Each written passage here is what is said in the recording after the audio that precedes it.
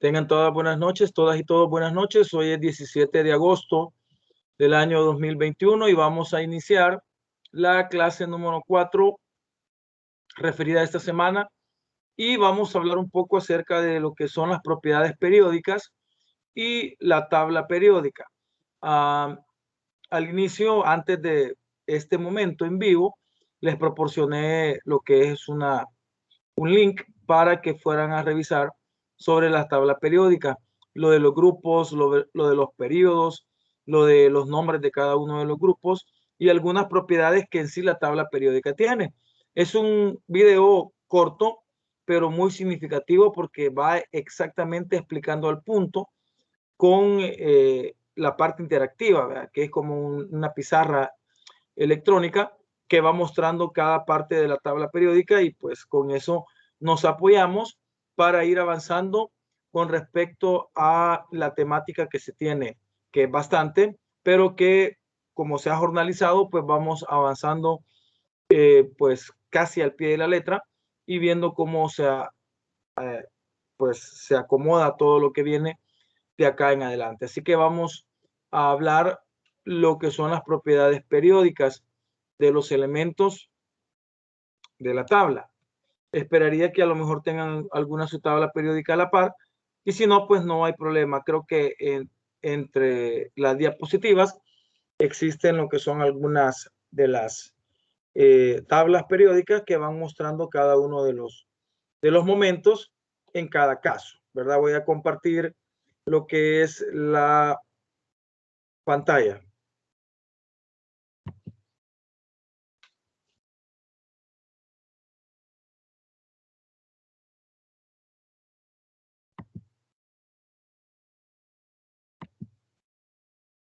Me avisan si se ve.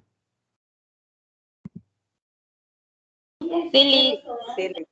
Vaya, si en algún momento se traba o algo, me avisan. Voy a ir mencionando cambio de lámina para que vean que va cambiando. Vamos a entrar a la parte de las propiedades periódicas de los elementos de la tabla. Vamos a comprender algunas de las cosas importantes que tiene que ver sobre todo con el tamaño, con el volumen y con los radios que este puede llegar a tener y con la energía que absorbe o que libera en algún momento. Acabo de cambiar lo que es la primera diapositiva y el primero que vamos a ver es el carácter metálico. El carácter metálico, usted debe de haber visto el video y recordarse o verlo posterior para que se pueda complementar con este momento, y es cuando los elementos se consideran metales y no metales. En la tabla periódica, si usted se ubica en ella, la tabla periódica va a tener lo que es al lado izquierdo, lo que es los elementos metálicos y al lado derecho los elementos no metálicos. Ahí un poco tirado a la derecha hay unas graditas o unas gradas, sí, donde se ubican unos elementos que se le llaman elementos semimetales, como por ejemplo el boro, el silicio, entre ellos, que se mantienen en ese punto y que pues son como una frontera entre lo que son los elementos metálicos y no metálicos. A la izquierda de esa grada, o sea, por debajo de las gradas, quedan los elementos metálicos y por encima de la grada pues quedan los elementos no metálicos. Y en medio de ellos, como separando lo que son los dos tipos de elementos, pues quedan lo que son los semimetales, como el silicio, que por cierto es el más abundante de los elementos del planeta. Los elementos metaloides o semimetales, que son los que se encuentran ahí en ese punto, ¿verdad? Son elementos que pueden tener las dos propiedades, tanto las propiedades de metal como las propiedades de no metal. En ese caso se puede asegurar o se puede mencionar que si el silicio, por ejemplo, se topa con un no metal, pues el silicio se va a comportar como un metal. Y si el silicio se topa con un metal, pues entonces se va a comportar como un no metal, ¿verdad? Entonces, en ese caso, en ese lapso, se puede decir, vea, o se puede interpretar que al final ellos tienen varios calificativos como versátiles, por ejemplo, o anfóteros en algún momento, si se le quisiera poner alguna palabra, donde ellos puedan tener esa capacidad de ser en algún momento de una forma y en algún otro momento de otra forma. Entonces, eso tiene que ver con el carácter metálico. Dice ahí, el carácter metálico de los elementos de la tabla periódica se refiere a todas aquellas variables químicas y físicas que definen a los metales o los distinguen de otras sustancias de la naturaleza. Y por lo general, los metales son sólidos brillantes. Piense en el oro, por ejemplo, en la plata, en el cobre. Son muy densos, o sea que la densidad de los metales es bastante alta. A pesar de que hayan metales líquidos como el mercurio, es una densidad muy alta, porque el mercurio, por ejemplo, tiene una densidad de 13.600 kilogramos por metro cúbico, a pesar que es líquido, comparado con un líquido como el agua, por ejemplo, que es apenas de 1.000 kilogramos por metro cúbico. O sea que tienen una gran densidad, una alta densidad, por lo que las moléculas están bien juntas entre sí, vea, están bien juntas entre sí, y eso los hace duros, ¿verdad? El hecho de que tengan bastantes partículas formando un centímetro cúbico, por ejemplo, o un metro cúbico, los hace duros porque tiene muchas moléculas y esas moléculas dejan espacios, no dejan espacios vacíos entre ellas, por lo que al final terminan siendo bien duros, ¿verdad? Son muy conductores de la electricidad y conductores del calor, ¿verdad? Térmicos y eléctricos. Por eso es que son los metales los que se ocupan para lo que es las instalaciones eléctricas. ¿Verdad? Son los metales los que se ocupan para eso, como el cobre, por ejemplo, o el aluminio. Y conducción del calor, pues usted puede poner una cuchara de metal en una olla, digamos, o un tenedor para cuando está haciendo un huevo estrellado o un huevo picado y lo deja ahí en su rato y si no se fija usted, se le calienta, o sea, se llega incluso a quemar, porque también conduce la parte del calor y también lo que es la electricidad. Son moldeables, como por ejemplo el papel aluminio, se moldea a hacer papel, ¿verdad? Y son dúctiles, quiere decir de que los metales lo que hacen es que se pueden convertir en hilos finos, como por ejemplo el cobre en las guías metal, en las guías de Navidad.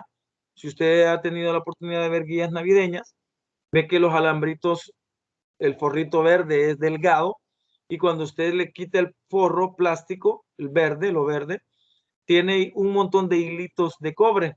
Quiere decir de que son como pelitos, ¿verdad?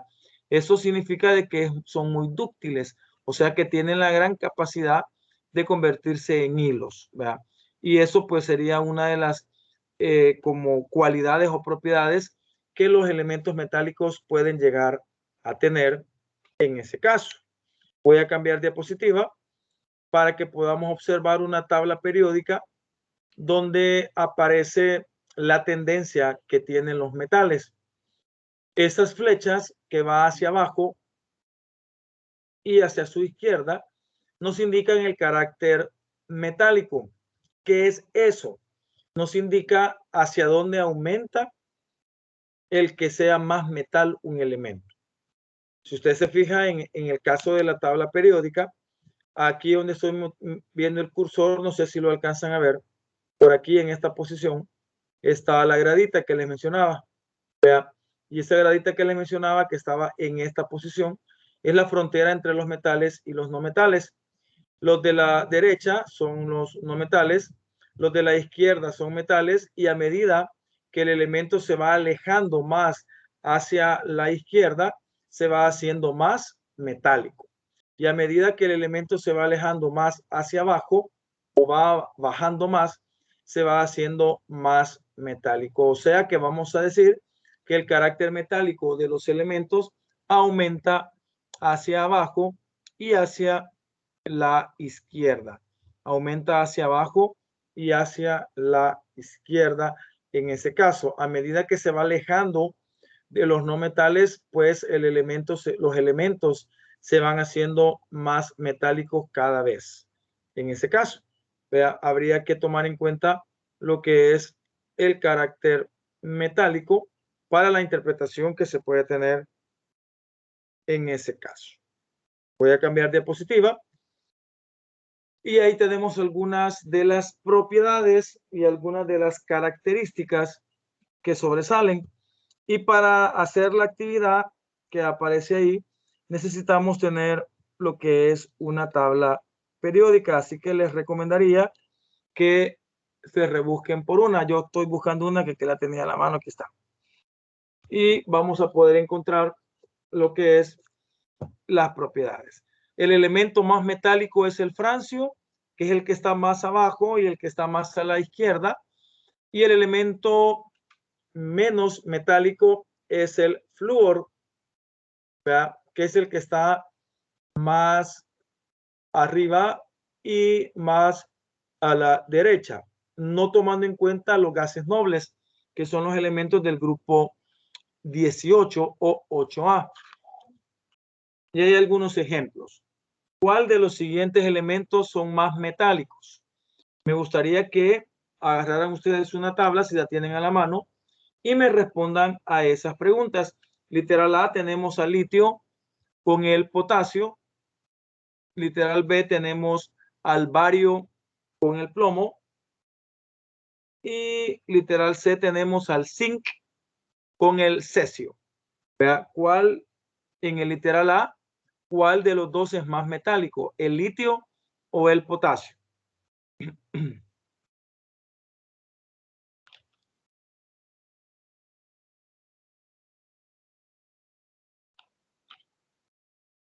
Si tienen una tabla periódica a la mano. El litio. Y el potasio. Litio y potasio. Ajá. Litio. Entre el litio y el potasio. El litio es el 3 litio. Y el potasio es el 19.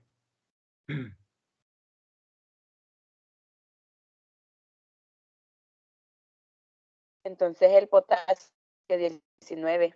Es el potasio, excelente. El potasio es el elemento más metálico porque es el que se encuentra más abajo, ¿verdad?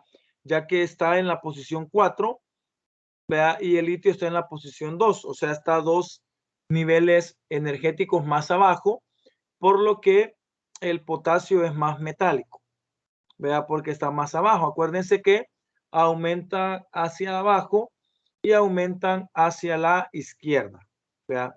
En ese caso. Y en este caso, el litio y el potasio están en columnas, o sea, están en grupos, por lo que está más abajo el potasio, por lo que el potasio es el más metálico.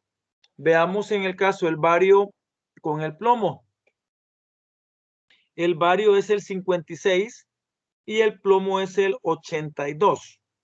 ¿Cuál es más metálico?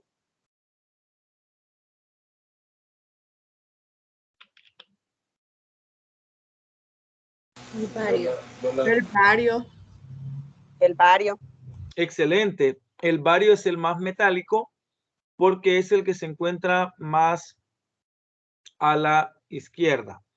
Muy bien. Y el plomo está más a la derecha. Y entre el zinc y el cesio. El cesio. El cesio. Número 55. Excelente. El cesio porque está más abajo y está más a la izquierda, ¿verdad? Entonces, creo no queda mayores dudas al respecto de lo que es la utilización de el carácter metálico. Voy a cambiar la diapositiva en este momento para avanzar. Creo que seguimos con otra más por ahí. Vamos. Vamos a seguir con lo que es el radio atómico. El radio atómico tiene que ver directamente con el tamaño del elemento en la tabla periódica. Sepan ustedes, y les voy a mencionar esa situación, que creo que ustedes están conscientes que, que todos los elementos tienen diferente tamaño, que a pesar de que estos son pequeños, ¿verdad? Los elementos siempre tienden a ser unos más grandes y unos más pequeños. ¿Verdad? Basados en esa interpretación, pues vamos a comprender lo que es el radio atómico. El radio atómico directamente está relacionado con lo que es el tamaño del átomo. ¿Verdad? Está relacionado directamente con el tamaño del átomo. Comprender esa parte es importante, ya que podríamos, pues, encontrarlo. Dice, el radio atómico representa la distancia que existe entre el núcleo y la capa de valencia, la más externa. Se dice que el núcleo está aproximadamente al centro de lo que es el átomo. Y la capa de valencia se dice que es la última capa que el elemento tiene. Vea, la más externa, la que está más por fuera. Pues esa distancia que está desde el núcleo hasta la capa de valencia, a esa distancia se le llama radio atómico. Si ustedes recuerdan el concepto de radio, en matemática el radio es del centro de un círculo a la orilla o al perímetro del círculo en ese caso. Y entonces más o menos eso es el radio atómico. Representa la distancia que existe entre el núcleo y la capa de valencia. La capa de valencia es la más externa, la que está más por fuera. Por medio del radio atómico es posible determinar el tamaño del átomo. Dependiendo del tipo de elemento, existen diferentes técnicas para su determinación, como la difracción de neutrones, de electrones o de rayos X. De esa forma lo han encontrado el tamaño aproximadamente. En cualquier caso, no es una propiedad fácil de medir, ya que depende, entre otras cosas, de la especie química en la que se encuentra el elemento en cuestión. Entonces, vamos a decir que el radio atómico es la distancia entre el núcleo y la capa más externa, o sea, la capa de valencia. Sigo con la siguiente diapositiva. En los grupos, el radio atómico aumenta con el número atómico, es decir, hacia abajo. Eso recuérdenlo. El radio atómico aumenta hacia abajo, es como el carácter metálico que vimos anteriormente. Aumenta hacia abajo. En los períodos, disminuye al aumentar Z hacia la derecha, o sea, disminuye hacia la derecha, significa que aumenta hacia la izquierda. ¿Verdad? Debido a la atracción que ejerce el núcleo sobre los electrones de los orbitales más externos, disminuyendo así la distancia núcleo-electrón. El radio atómico tiene una explicación de por qué su tamaño. Cada elemento de la tabla periódica puede, o sea, tiene de hecho diferentes niveles de energía. Cada elemento de la tabla periódica se encuentra en periodos distintos y como tal se encuentra en diferentes niveles de energía, ¿verdad? En ese caso podríamos establecer esa interpretación. Si un elemento se encuentra en el periodo 2, espero hayan visto el video, va a tener 2 niveles de energía. Si un elemento está en el periodo 3, va a tener 3 niveles de energía. Y evidentemente, si son 3 niveles de energía, son 3 capas. Y entonces, un elemento que tenga 3 capas evidentemente va a ser más grande que un elemento que tenga únicamente 2 capas. Y el elemento que esté en el periodo 4, vea, va a tener 4 niveles de energía y entonces va a tener 4 capas, ¿verdad? Por lo que mientras más abajo esté el elemento, pues más capas va a tener, ¿verdad? Y al tener más capas, entonces va a ser más grande. Eso es explicando por qué el tamaño de los grupos del radio en los grupos aumenta hacia abajo.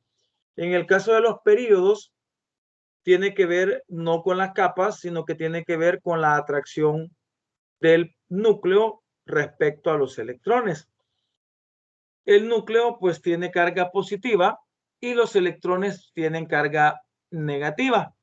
Entonces, mientras más protones tiene el núcleo, más fuerte va a ser la atracción que el núcleo haga sobre los electrones que estén en las capas. Acuérdense que aquí intervienen varias cosas, entre ellos, por ejemplo, la inercia. La inercia es la oposición que tiene un cuerpo a moverse o a permanecer en estado de movimiento rectilíneo. Y entonces tiene que ver con la masa de un cuerpo. Un cuerpo más másico tiene más inercia que un cuerpo menos másico. Y entonces ahí podemos tomar en cuenta la masa del protón, que es bastante, versus la masa del electrón, que es menor. Es tan menor la masa del electrón que no se considera dentro de la masa atómica del elemento, porque su masa es despreciable. Entonces, cuando hay una interacción núcleo-electrón, que sería el núcleo versus el electrón y las capas externas, entonces cuando hay esa interacción, evidentemente el protón, que tiene más masa, que tiene la masa atómica con el neutrón, va a tener mayor capacidad de mover hacia él a los electrones. ¿Vea? Entonces, al tener mayor masa, más inercia, este va a moverlos hacia adentro. Por lo que, a medida que el elemento aumenta en su número atómico, también en un periodo va a aumentar, va a disminuir el tamaño, porque mientras más protones hay, más pequeño se hace el átomo, porque los electrones se comprimen mayormente por la atracción que ejercen en ese caso los protones sobre los electrones. Entonces, por ahí es que se da la explicación en ambos sentidos. A medida que un elemento se va más hacia la izquierda en un periodo, por eso aumenta el tamaño, se va más hacia la izquierda, quiere decir de que el tamaño, en ese caso del átomo es mayor, porque entonces se descomprime más, ya que hay menos protones generando lo que es una interacción. Eso sería explicando por qué en un grupo y en un periodo se da ese tipo de situación. Voy a cambiar la lámina en este momento. Pueden ver una imagen bastante descriptiva del aumento del tamaño del átomo o el aumento del radio atómico.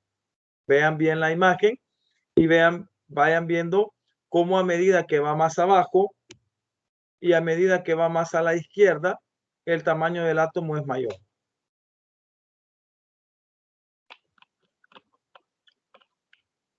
Y es bien claro ahí donde dice aumenta al descender en un grupo y aumenta hacia la izquierda en un periodo. Aumenta hacia abajo porque tiene más capas y aumenta hacia la izquierda porque tiene menos atracción del protón sobre el neutrón, sobre el electrón. Y eso lo va a descomprimir y lo va a hacer más grande.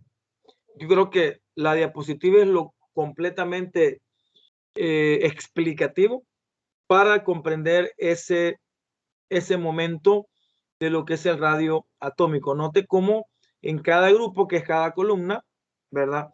Va haciéndose más grande. Y en cada periodo, que es una fila, pues también se va haciendo más grande hacia la izquierda. Cambio de diapositiva.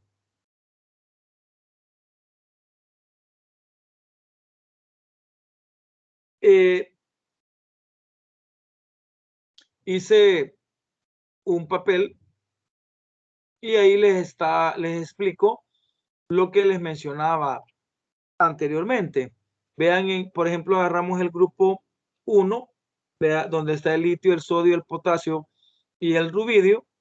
Vayan viendo que el radio atómico es desde el núcleo que está en el centro, digamos, hacia la capa de valencia, que es la capa más externa.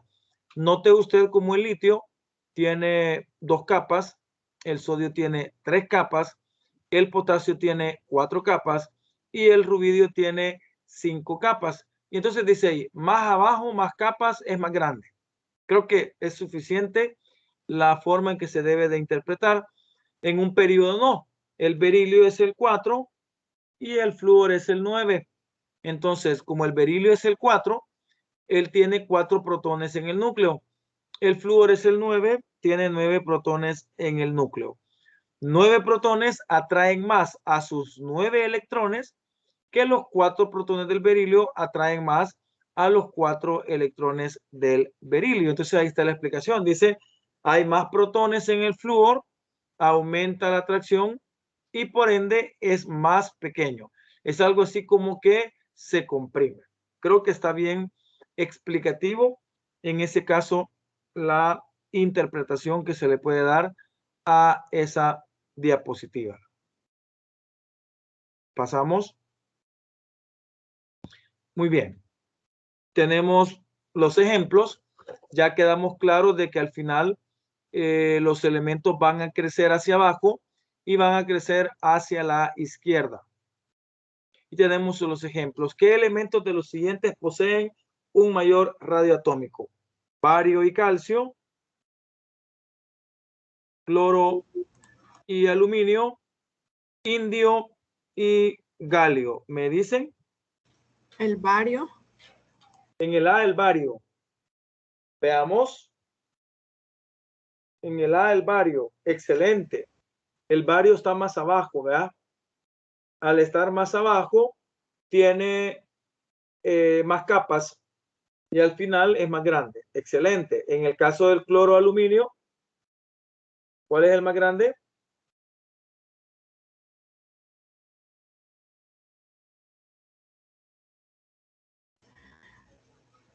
Si me está preguntando, el radio atómico es lo del número atómico, ¿verdad? No.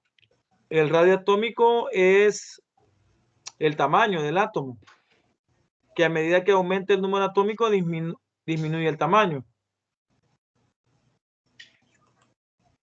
del radio. El aluminio es el 13 y ¿Qué número es el cloro?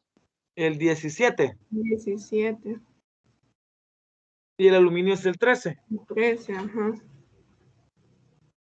¿Cuál es más grande o tiene mayor radio atómico?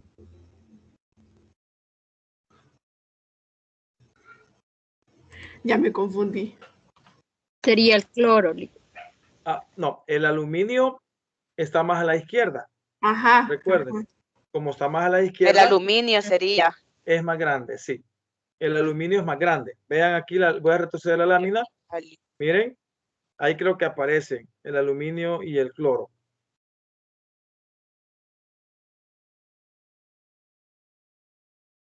El aluminio es más grande. Entonces me ubico el que esté como más a la izquierda. Sí. Mientras más a la izquierda esté, es más grande. Por eso con esta diapositiva se entiende mejor, con esa que acabo de retroceder. Dice que aumenta hacia la izquierda en un periodo. ¿Verdad? El siguiente sería indio. Ahorita vamos. El tercero es el indio y el galio. El galio es el 31, el indio es el 49. Sí. El más grande es el indio. Muy bien. Indio. Porque está más abajo. Muy bien. Está más abajo. ¿verdad? Al estar más abajo es más grande.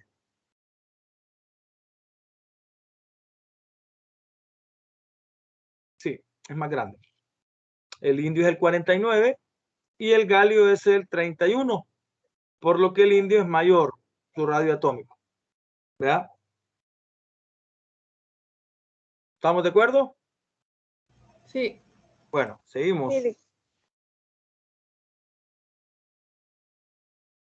Aquí se da una situación. Siempre el radioatómico. ¿Qué pasaría si queremos saber si un elemento tiene mayor o menor radioatómico, pero están en grupos o periodos diferentes? No tuvimos problema con los 3 ejemplos anteriores porque los 3 ejemplos estaban en sus respectivos grupos o en sus respectivos periodos. Vea, sin embargo, puede darse el caso en que tengamos un periodo y un grupo no del mismo elemento, no del mismo grupo, del mismo periodo, un par de elementos, sino que de diferentes o de diversos. ¿Vea? Entonces, en ese caso, ¿qué haríamos? Si tenemos un elemento de un periodo y otro elemento de otro periodo, que no sea del mismo periodo o del mismo grupo, sino que estén en diferentes. Dice, la forma más fácil de hacerlo es buscar el valor de los radios atómicos en la tabla periódica. Estos valores pueden estar en las siguientes unidades: en Armstrong, que sería 10 a la menos 10, en picómetros, que sería 10 a la menos 12, y en nanómetros, que es 10 a la menos 9. Y entonces yo aquí tengo 3 tablas, pero ninguna, o sea, la tercera, que es la que andaba buscando, es la que tiene eso. Esta tabla, que es la de la UCA, es muy buena, pero no trae los radios atómicos ni las propiedades periódicas. No, no lo trae, por lo que se descarta. Esta otra tabla, que es muy bonita, es muy bonita, ¿vea? Trae 2 tablas en que se usan, pero tampoco tiene las propiedades periódicas. No sé si las alcanzan a ver. Esta sí, miren, esta es la mejor tabla que podemos ocupar para lo que es encontrar las propiedades periódicas. No sé si la alcanzan a ver. Sí, sí se ve. Vale. Esta tiene 2 lados y el lado de atrás es el que nos sirve. Miren, este lado es el que nos sirve bastante. Si alguna de ustedes y alguno de ustedes tiene de esta tabla, pues podemos buscar en la parte de atrás de la tabla, podemos buscar lo que son el radio atómico. Y ahí pues en la clave nos va a señalar o nos va a enseñar en qué posición está el cuadrito para poder encontrar el radio atómico. Por ejemplo, nos dicen en el A, ¿cuál es más grande, el sodio o el escandio? El sodio es el 11 y el escandio es el 21. No están ni en el mismo periodo ni en el mismo grupo, ¿verdad? Ni el sodio ni el escandio, por lo que me voy a ir a la tabla periódica en la parte de atrás y ahí voy a encontrar los valores.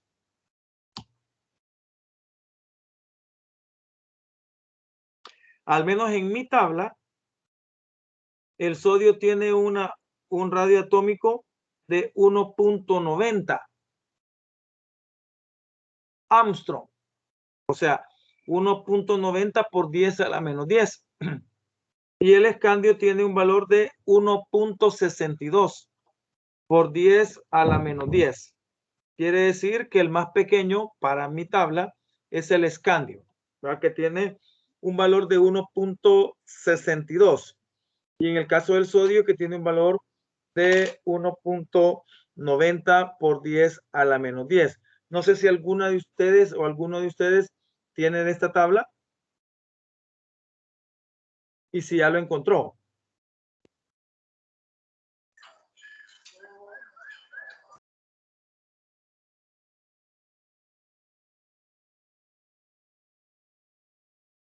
Si no, pues les recomendaría que, aunque sea, descarguen una, ¿verdad?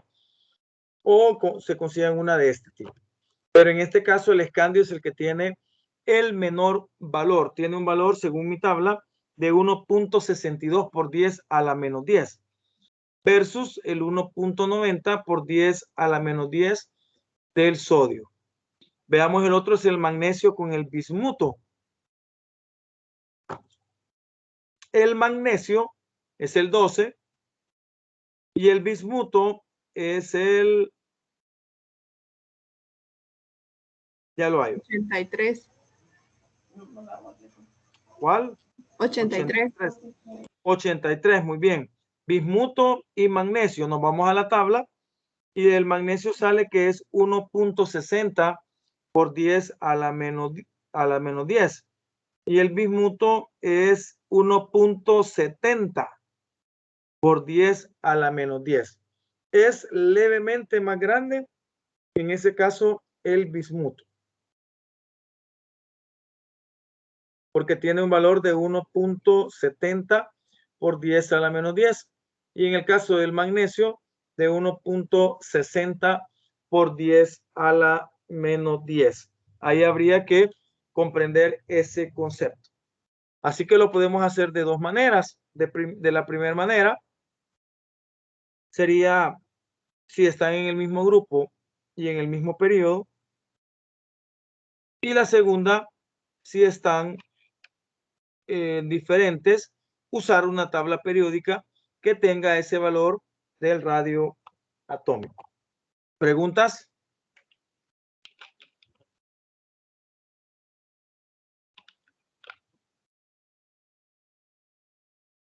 Sigo.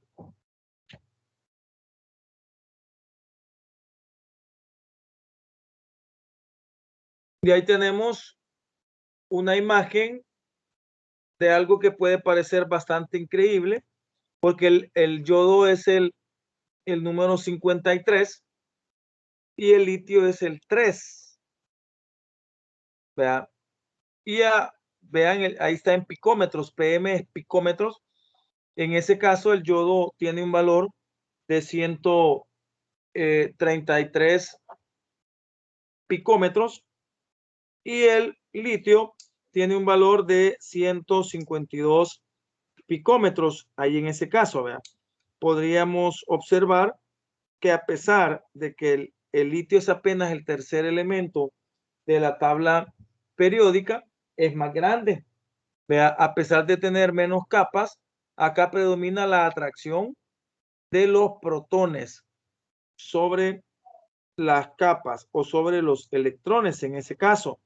Y pues ahí quise yo dibujarles más o menos cómo podría quedar el litio frente al yodo, para que quede un poquito más clara la interpretación que se le puede dar. No porque el yodo es el 53 y porque tiene varias capas y porque todo eso vamos a poder decir o asegurar de que el yodo es más grande. El yodo, a pesar que tiene 5 capas, es más pequeño que el litio, que apenas tiene 3 capas. Entonces, ¿quién predominó en ese caso?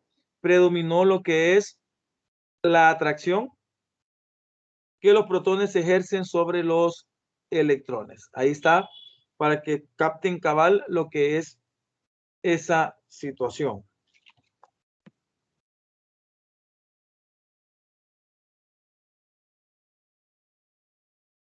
Vamos a entrar a la otra parte que es sumamente importante y que tiene que ver también con el tamaño del átomo. Estamos hablando del radio iónico. En el anterior hablábamos de que el radio iónico, de que el radio atómico es el radio de un átomo. ¿Verdad? Y en el caso del radio iónico es el radio de un ión. Si usted se recuerda en qué casos hablamos de un ión, es cuando un átomo gana o pierde electrones. Y al ganar o perder electrones, pues el átomo queda cargado positivamente o negativamente. Positivamente si pierde electrones y negativamente si gana electrones. Entonces hay un átomo que puede permanecer neutro, se vuelve en ion, y entonces es eso lo que al final se va a revisar en este caso. El radio iónico es el radio de un ion, de cualquier ion, o sea, un átomo que ha perdido o ganado electrones se convierte en un ion y el tamaño del radio, en ese caso, va a variar. O sea que un átomo varía cuando gana o pierde electrones. Dice ahí, el radio iónico es, al igual que el radio atómico, la distancia entre el centro del núcleo del átomo y el electrón estable más alejado del mismo, pero haciendo referencia no al átomo, sino al ion. O sea, radio atómico al átomo, radio iónico al ion. O sea, es el tamaño cuando un átomo ha ganado o ha perdido electrones. Este aumenta en la tabla de derecha a izquierda en los periodos y de arriba hacia abajo en los grupos. Paso a la diapositiva. Ahí está más o menos una imagen representativa de lo que puede ser un átomo normal y neutro versus su ion. Vean la primera columna que tiene dos cada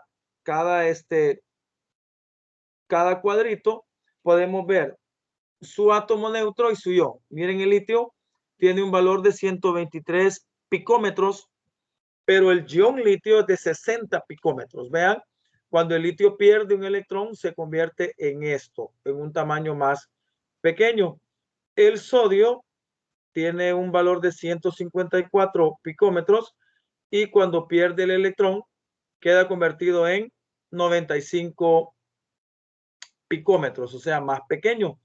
El potasio 203 y al ser ion potasio 133, el rubidio 216 y al ser ion rubidio 148.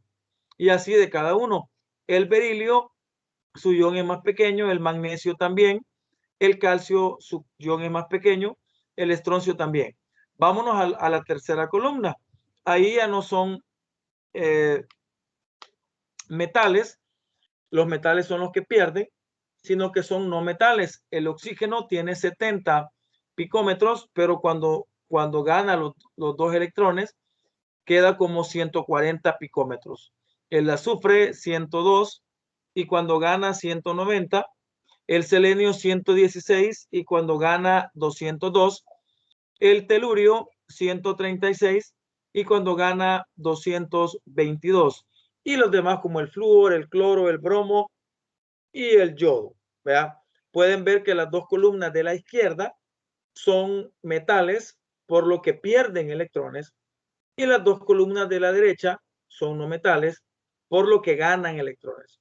El que pierde se hace más pequeño y el que gana se hace más grande. Lo pueden asociar con la pérdida de peso, el radio iónico. Si usted pierde electrones, se hace más pequeño.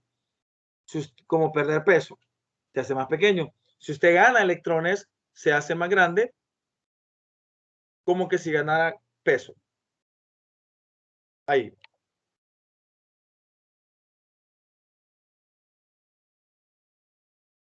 Ahí está otra imagen representativa de lo que es el radio iónico.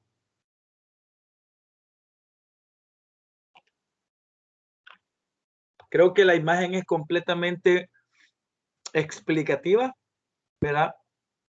El átomo de sodio tiene un valor de 186 picómetros y el catión sodio 95.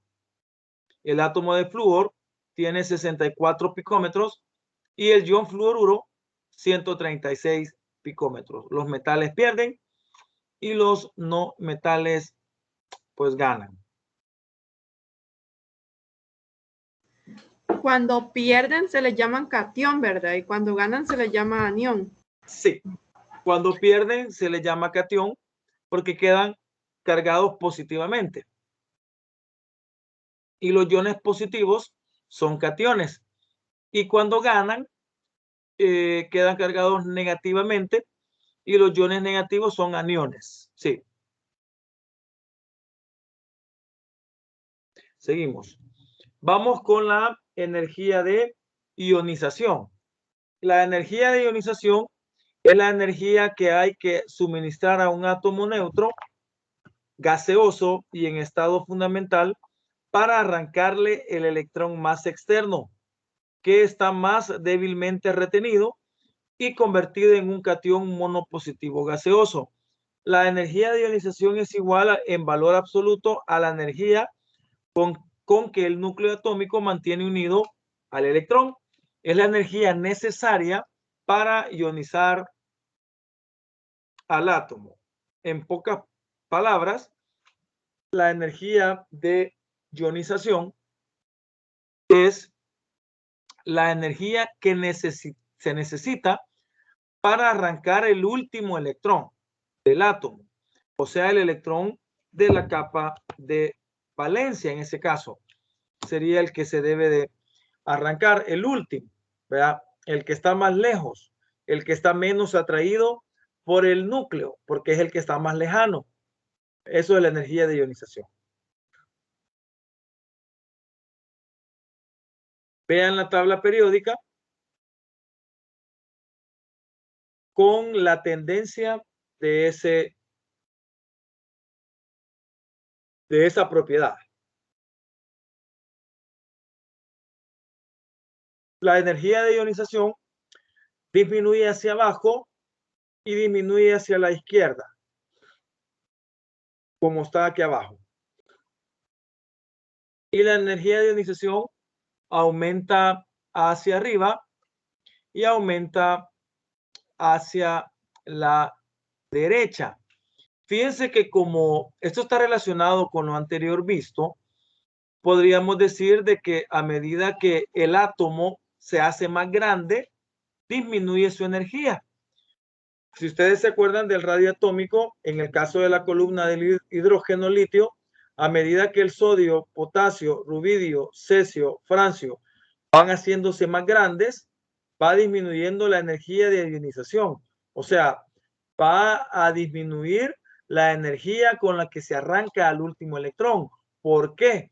Como es más grande, el electrón queda más lejos, ¿verdad? Y al quedar más lejos, se necesita menos energía para arrancarlo. Así de sencillo. En el caso donde dice aumenta la energía de ionización, se puede decir o se puede mencionar de que a medida que el elemento va hacia la derecha o va hacia arriba, el elemento se está haciendo más pequeño, ¿verdad? Y al hacerse más pequeño, el último electrón queda más cerca del núcleo, por lo que la atracción de él va a ser, en ese caso, mayor, por lo que la energía de ionización va a ser menor, porque el tamaño del átomo es más pequeño. O sea que al ser más pequeño, va a aumentar la energía necesaria para arrancarle el último electrón, puesto que están más cerca. Y al estar más cerca, la atracción es mayor.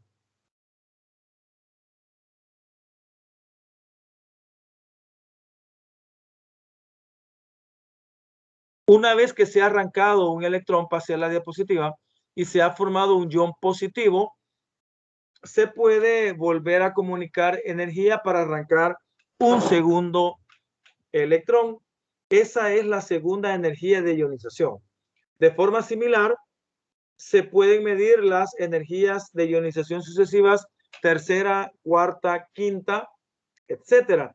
Fíjate en la secuencia de valores para los 12 primeros elementos. Viene una lámina donde aparecen los 12 elementos primeros y sus respectivas energías de ionización. O sea que se arranca un electrón, pero no solo uno se puede arrancar, se pueden arrancar 2 o 3, y a medida que se van arrancando más electrones, aumenta la energía de ionización para arrancar un segundo, un tercero, porque entonces el núcleo que está lleno de protones si arrancan uno, va a tener más ventaja sobre los electrones porque lo va a comprimir más, y al comprimirlo más va a quedar el segundo último más cerca, por lo que va a necesitar mayor energía.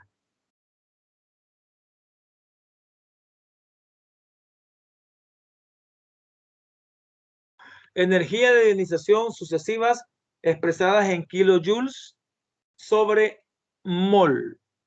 Vean cómo a medida que se va arrancando el segundo, el tercero, el cuarto, el quinto, incluso el sexto electrón, aumenta la energía necesaria para arrancarlo. El hidrógeno, como es solo un electrón el que tiene, su primera ionización es de 1312 kilojoules sobre mol.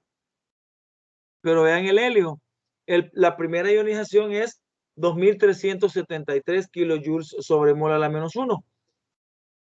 Y la segunda, para arrancar el segundo electrón, serían 5248 kilojoules sobre mol.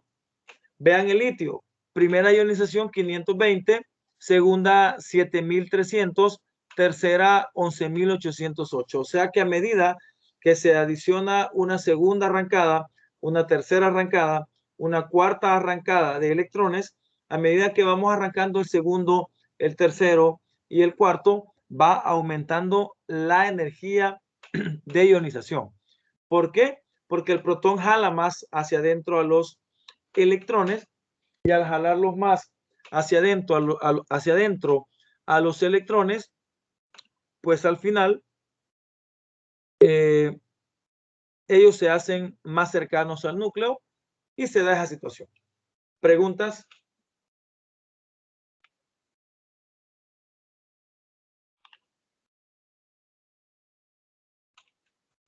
Sigo con la siguiente diapositiva.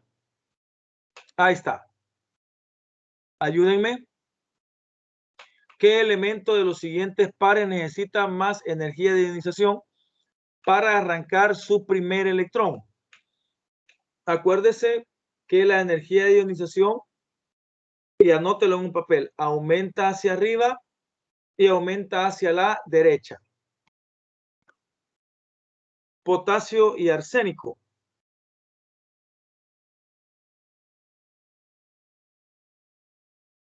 Sería el arsénico. El arsénico. Excelente. El arsénico se necesita mayor energía de ionización porque está más a la derecha. Muy bien. Entonces es más pequeño porque tiene más protones que lo comprimen más. Por eso es... El número es el arsénico. El arsénico es el 33.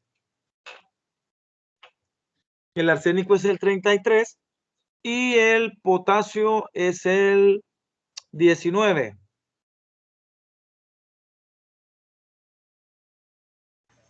Vaya, entonces aquí me voy a fijar yo en la energía de ionización. Sí, pero si están en el mismo grupo o en el mismo periodo, en las flechas. En un periodo aumenta hacia la derecha. Hacia la Y en un derecha. grupo aumenta hacia arriba. O sea, esta es contraria a las primeras dos que vimos. Y como quiero ver, es el potasio y el arsénico están en el mismo periodo. Pues sí, en el 4. Uh-huh. El potasio es el 19 y el arsénico es el 33. Por lo que el arsénico es más grande la energía que se necesita para arrancar al primer electrón porque él es más pequeño. ¿Ya? Al ser más pequeño él, y eso lo sabe usted porque sabe que tiene más protones y comprime más a los electrones, el último electrón queda más lejos, o sea, no, perdón, más cerca, por lo que para arrancarlo es más difícil. Como les digo, todas las propiedades están conectadas entre sí. Una lleva a entender la otra. ¿Vea? En ese caso, vaya, hagamos el B, bromo y flúor. Flúor. El flúor. Muy bien. ¿Por qué? Porque está más arriba. Y al estar más arriba, en este caso bromo flúor, tiene menos capas. Tiene solo 2. Y al tener 2 capas, el último electrón queda más cerca en el flúor que en el bromo. Por lo que el flúor, perdón, requiere de mayor energía de ionización. Muy bien. Titanio y germanio. El germanio. El germanio. Titanio es el 22 y germanio es el 32. ¿Es él? 1.50. El germanio, ¿verdad? El germanio es el que necesita mayor energía de ionización para arrancar a su primer electrón, porque está más a la derecha. Excelente. Y el cuarto, boro y silicio. El boro.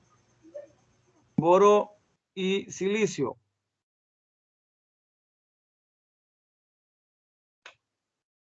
Pues no están en el mismo grupo ni en el mismo periodo. La energía de ionización, al igual que el radio atómico, se puede encontrar en la tabla periódica en la parte de atrás. Y entonces les menciono, el boro necesita 800. en el mío 191 y el silicio 188. Entonces, el boro es el que necesita mayor energía de ionización para arrancar al primer electrón, porque tiene 191 y el silicio 188. Se puede hacer al igual que la del radio atómico, donde se puede hallar en esta tabla periódica esos valores que se mencionan.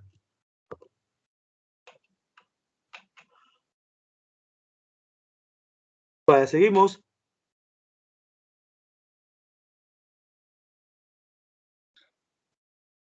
Afinidad electrónica. La afinidad electrónica es una medida de la variación de energía cuando se añade un electrón a un átomo neutro para formar un ion negativo.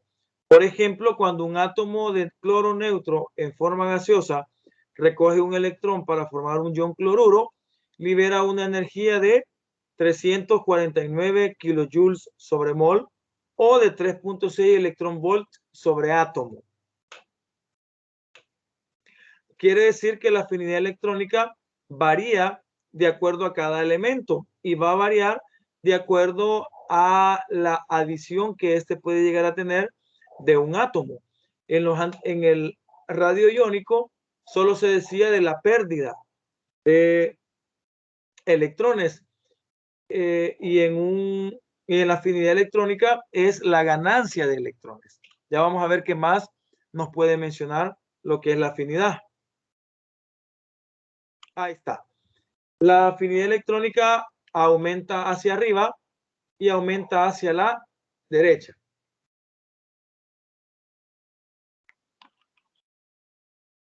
Un elemento que esté más arriba va a tener mayor afinidad electrónica. Y un elemento que esté más a la derecha también va a tener mayor afinidad electrónica, que es, según la definición, una medida de la variación de energía cuando se añade un electrón a un átomo neutro para formar un ion negativo. Ahí estaría lo que es la afinidad electrónica.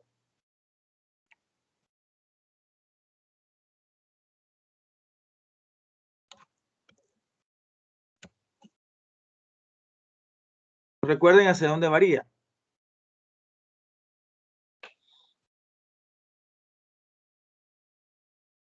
Leemos. La afinidad electrónica es una medida de la variación de energía cuando se añade un electrón a un átomo neutro para formar un ion negativo. Por ejemplo, cuando un átomo de cloro neutro se forma en forma gaseosa, recoge un electrón para formar un ion cloruro, libera una energía de 349. Se dice que tienen una afinidad electrónica de 349 kilojoules mol. Y este número, cuando es grande, indica que se forma un ion negativo estable. Los números pequeños indican que se forma un ion negativo menos estables.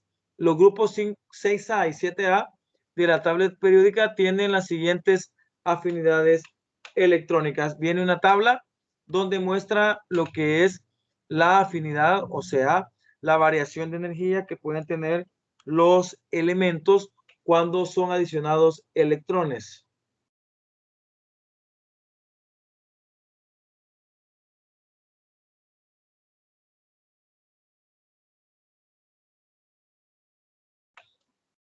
El periodo 1 está el hidrógeno menos 73, el litio menos 60, el boro menos 27, el carbono menos 122 el oxígeno menos 141, el flúor menos 328. A pesar de que se ve signo negativo, no es, el signo negativo es nada más, lo voy a aclarar porque yo sé que ustedes saben que el 328 es menor que el menos 328 es menor que menos 141, pero el signo únicamente indica el sentido del electrón, o sea, va hacia adentro, o sea, va ganándose, y entonces eso lo interpretan como un signo negativo, pero realmente no es que sea menos 328, sino que es para mencionar o para deducir que va hacia adentro, ¿verdad? Puede notar usted ahí las afinidades electrónicas de varios elementos en kilojoules sobre mol, ¿verdad? Pueden ver que la tendencia es a aumentar hacia la derecha y aumentar hacia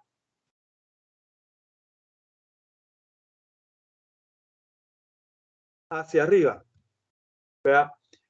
No se ve exactamente la afinidad en todos, pero es más o menos una tendencia que se llega a dar. En algunos casos si sube de abajo hacia arriba, aumenta, en otros casos no, ¿verdad? Pero es por lo mismo de la variación, ¿verdad? En ese caso.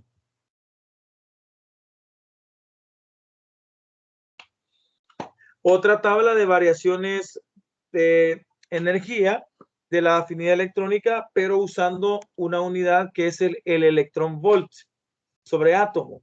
Y hay una conversión donde un kilojoule sobre mol va a tener es igual a 0.010364 electrón volt por átomo. Y también pues se muestra más o menos la misma tendencia en ese caso. Va aumentando hacia la derecha y hacia arriba.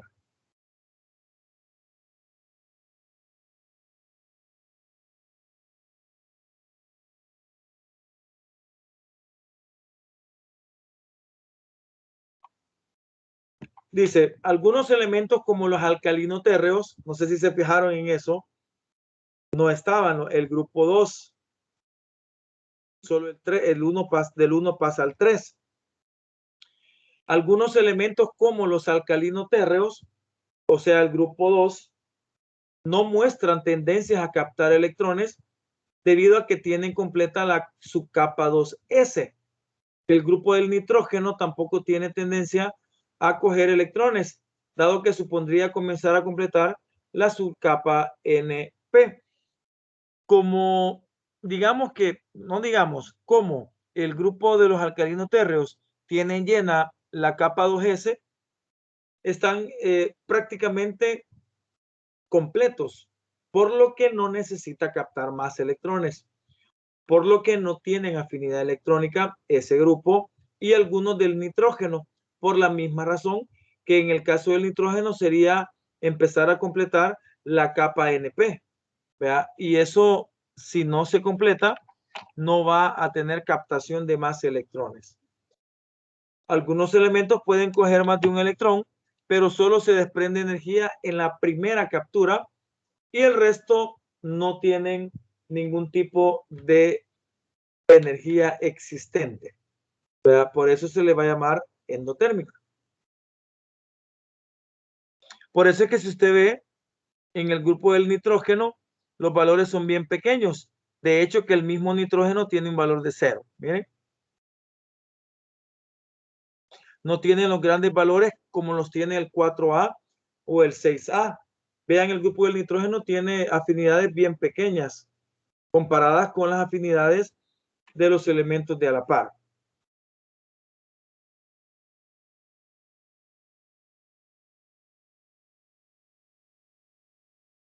Dice, en general, la afinidad electrónica aumenta hacia la derecha y hacia arriba, con las excepciones del grupo 2 y del grupo 15, que ya lo mencionamos, que porque tienen sus capas orbitales llenos. Conviene conocer otra excepción a esta regla, que encontramos en el grupo de los halógenos. El cloro tiene mayor afinidad electrónica que el flúor. Debido a su pequeño tamaño, el flúor presenta repulsiones electrónicas importantes que dificultan la captura del electrón, explicando así un valor de afinidad electrónica inferior al cloro. Vamos a ver si es cierto. El flúor tiene 341 y el cloro tiene 362. En efecto, es menor. Igual acá. El flúor tiene 328 y el cloro tiene 349. En efecto, el flúor es menor, pero es a lo que explique aquí, que es por el tamaño.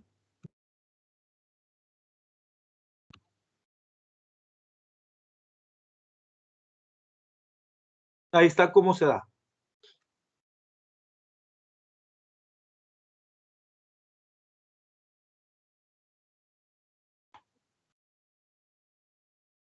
Y creo que esta es la última propiedad periódica que vamos a ver, si más no recuerdo, es una de las más importantes, que es la electronegatividad, ¿verdad? La electronegatividad se define como la capacidad de un elemento para atraer hacia sí los electrones que lo enlazan con otro elemento.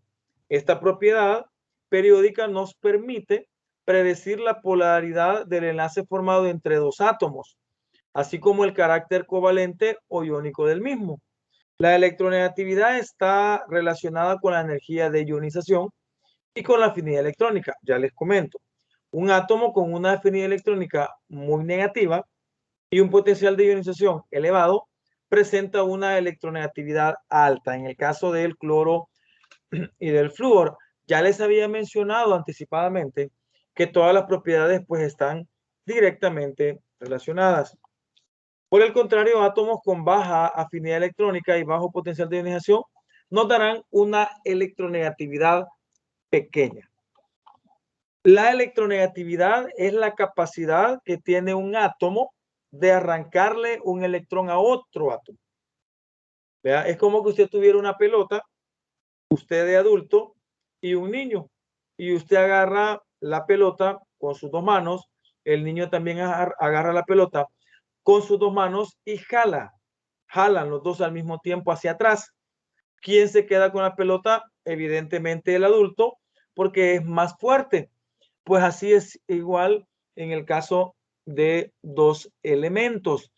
El más fuerte, o sea, el que presenta la mayor electronegatividad, que en este caso sería el adulto, va a jalar al mismo tiempo que el niño.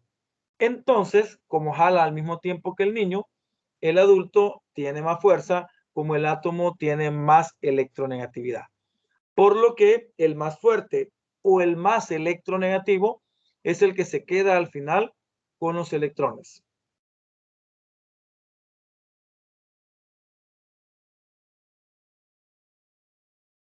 La electronegatividad aumenta, por tanto, hacia la derecha y hacia arriba en la tabla periódica.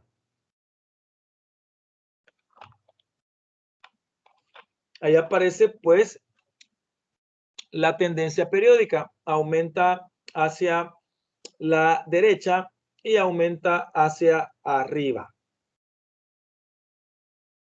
Y eso es muy común porque fíjense que los no metales, no sé si ven el cursor, los no metales están a la derecha y los metales están a la izquierda.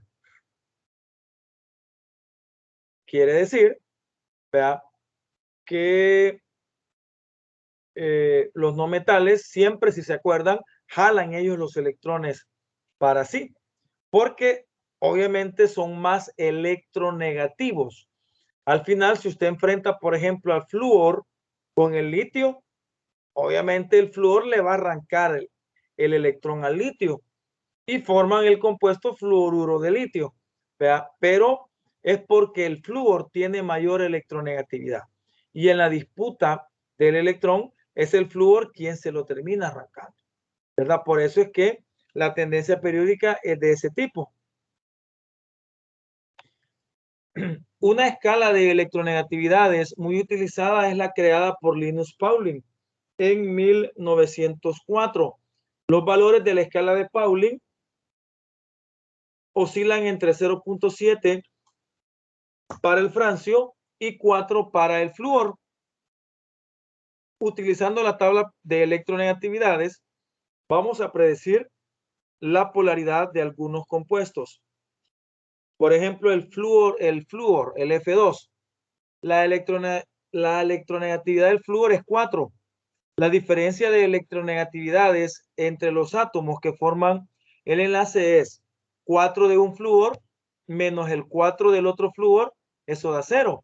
Se trata entonces de un enlace covalente apolar. Enlace covalente porque son dos elementos no metálicos. Apolar porque no tienen polaridad. ¿Por qué? Porque el 4 de un flúor menos el 4 del otro flúor, que son iguales, me va a dar 0, ¿verdad? Entonces es covalente apolar. El ácido fluorhídrico, que sería HF. La electronegatividad del flúor es 4. La del hidrógeno es 2.1. La diferencia de electronegatividad entre ambos átomos es 4 menos 2.1, o sea, es 1.9. Entonces se trata de un enlace covalente polar. Es enlace covalente porque es entre dos no metales y polar porque sí hay una polaridad entre ellos, producto de la diferencia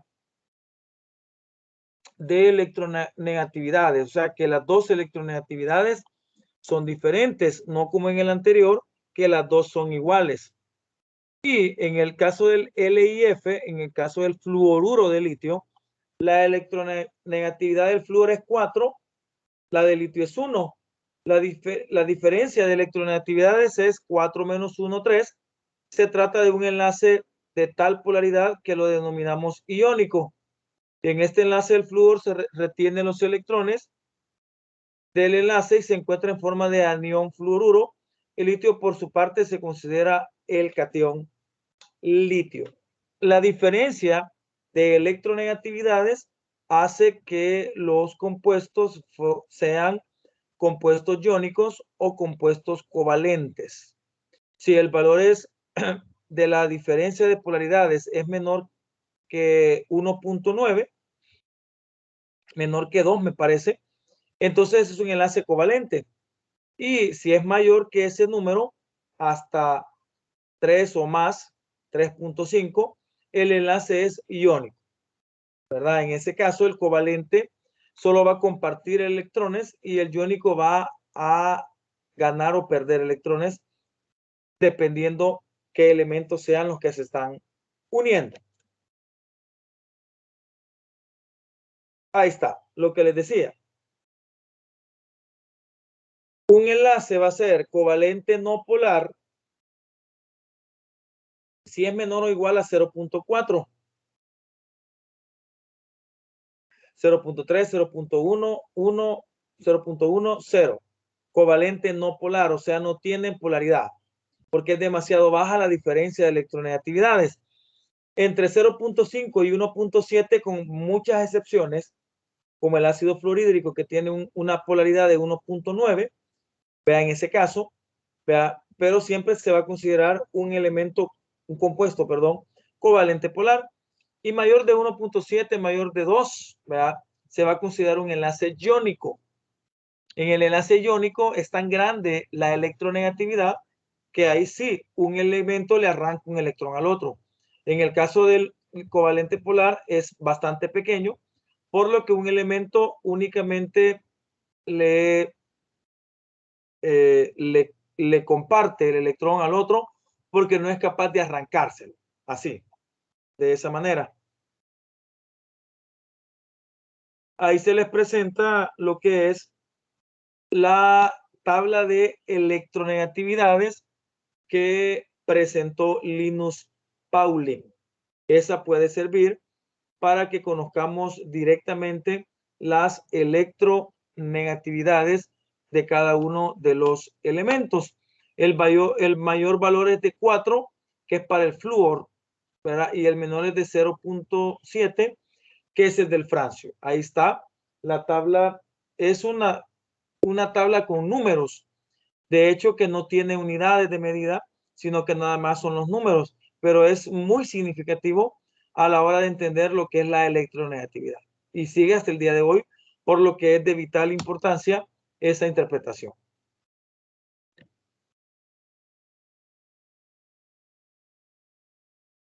Y para terminar, dice que la electronegatividad es la capacidad de un átomo para atraer electrones hacia sí mismo. Y ahí preguntan, ¿cuál elemento es más electronegativo? Oxígeno y nitrógeno. Oxígeno, ¿vea? Está más a la derecha. Magnesio y estroncio. Magnesio está más arriba. Aluminio y fósforo. Fósforo está más a la derecha. Y, ojo, muy importante, si tenemos un compuesto químico, como en este caso el cloruro de sodio NaCl, si tenemos un compuesto NaCl, CO2, H2O, cualquiera que a usted se le ocurra, siempre es una regla. El de la izquierda siempre va a ser menos electronegativo. El de la derecha siempre va a ser más electronegativo. Eso es algo que se sabe como regla, como norma general. Vean, en ese caso tenemos el NaCl, que sería el cloruro de sodio, y el SRO, que es el óxido de estroncio. Los dos de la izquierda, o sea, el sodio y el estroncio, son menos electronegativos. Y el cloro y el oxígeno, vea que están a la derecha, van a ser más electronegativos siempre. Quiere decir que el cloro le arranca el electrón al sodio, como el oxígeno le arranca el electrón al estroncio. Así directamente se puede interpretar. Con esto pues terminamos la jornada del día de hoy. ¿Preguntas al respecto? ¿Creen que ha quedado bastante explicado? ¿Bastante claro? Yo digo que con que nos aprendamos para dónde, lo de la afinidad, ¿verdad? Sí, ya Sí. queda como claro. Muy bien. Con que se aprendan lo de las flechas. Ajá, Y ahí ya vas a ver cuál es más y cuál es menos. Uh-huh. Y también mencionarles que hay 3, de todas las que he mencionado, hay 3 que aparecen en la tabla, ¿verdad? La primera aparece el radio atómico, aparece la primera ionización y aparece la electronegatividad. Esas 3 aparecen en esta tabla.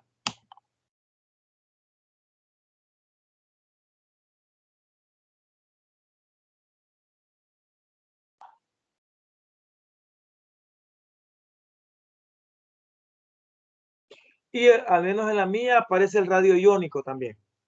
Aparece el radio atómico, aparece la energía primera de ionización, la electronegatividad y aparece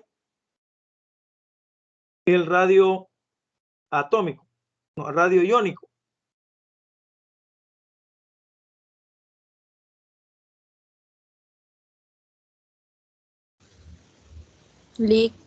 Y aparece hasta la conductancia eléctrica para lo del carácter metálico. Dígame. ¿No podría mandar una foto de esa para buscarla, a ver si la encontramos? Por favorcito. Mañana. O quizás ya voy a activar los datos, ya se la puedo mandar. Pues. Ya voy a botar ahí el orgullo. Hasta mañana, Liga, hasta mañana. Hasta mañana entonces. Sí, cuando pueda, para buscarla. Vaya, sí, yo les voy a mandar. Vea esta tabla para que la compren, o sea, la consigan, porque también va a ser algo que les va a servir en algún momento. Vaya, pues si no hay mayores comentarios, voy a dejar de compartir y voy a dejar la grabación para que se guarde. Paso lista y nos quedamos ya en finalizaciones. Muchas gracias por todo.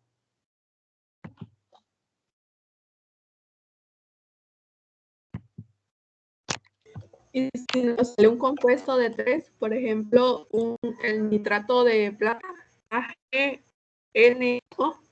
AgNO3. Siempre el más electronegativo va a ser el oxígeno. y el menos la plata. Plata. Y por lo general en el AgE el nitrógeno sería el intermedio. Ah, vaya. Aunque puede buscar los tres elementos en la tabla de Linus Pauling o en esa tabla que se le mencionó de último. Y ahí se podría ver cuál es el más electronegativo de los tres. Aunque en ese caso es el oxígeno. Vaya. Cuídense. Gracias,